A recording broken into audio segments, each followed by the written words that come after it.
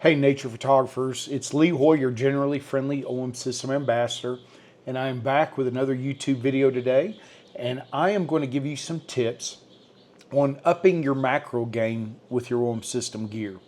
We're going to take a look at 4 simple tips that I think are going to help you capture more visually compelling macro images.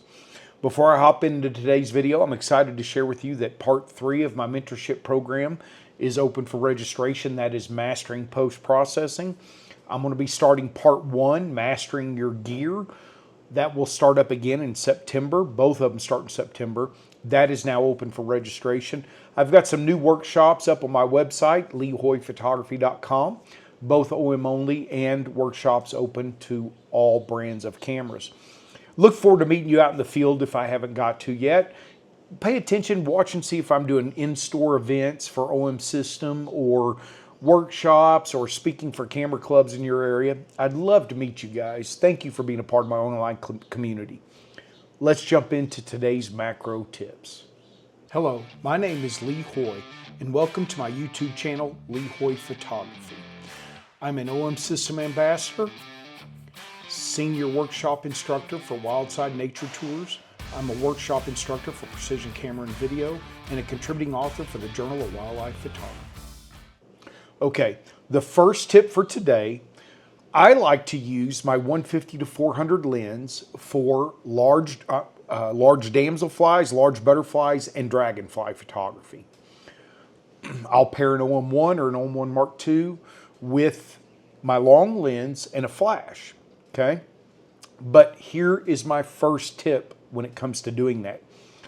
If you will set your digital autofocus limiter in camera, so that's going to be found under the green autofocus menu, I would set it from close focus, or you can leave it at 0 on the low end, to maybe 8 feet, maximum 10. I'm generally within 5 or 6 feet of a dragonfly, usually when I'm photographing it.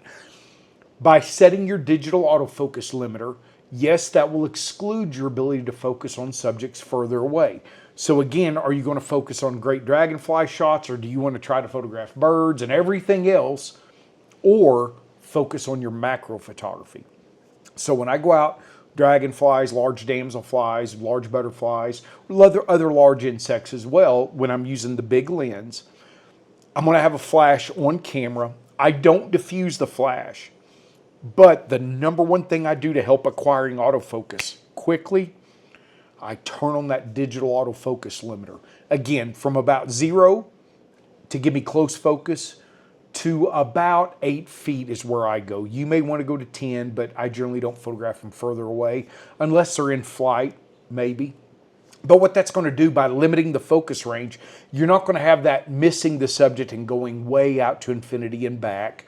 It's going to help you acquire autofocus much faster. So that's tip number 1.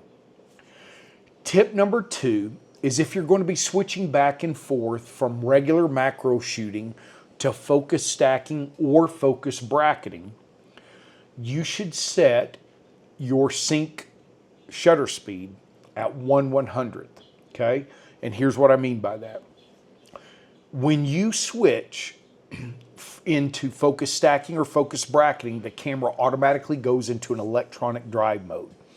And the fastest sync speed with an electronic drive mode is 1/100th of a second. If you set your camera to 1/250th of a second, which is the fastest sync speed with a mechanical shutter, and then you switch to focus stacking or focus bracketing, your exposure will most likely be off. Even with the 90mm, 1/100th of a second is usually more than fast enough to give you a tack sharp image. So just set your shutter speed there. You can go lower, but don't go higher if you regularly switch back and forth, okay?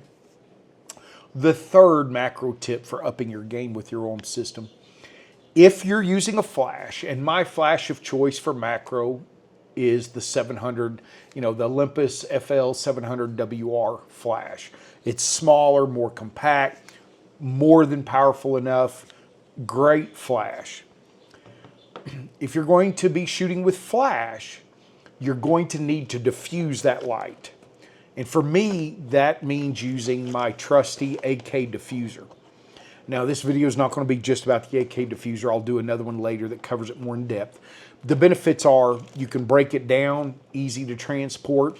It has a built-in focusing light, a little USB light that's powered. I found this flat, nice, lightweight lithium battery that I can recharge. I just plug in the light to that and it gives me light to help with focusing.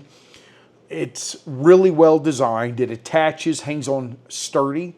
You will let him know what your camera is and what lens you're going to do. So I have one for my OM1 or OM1 Mark II with the 90, with the 60. And it's important that you tell him what lens and what camera you have. I do have an affiliate link on my website. I also have it down below in the comments, but this is my favorite flash diffuser by far. So diffusing that light is going to help give you softer, more even light. If you're using TTL flash, you need to probably add at least one stop of flash exposure compensation. Tip number 4 on upping your macro game, if you have the ability, not everybody has as many camera bodies as I have. I get it. This is my job.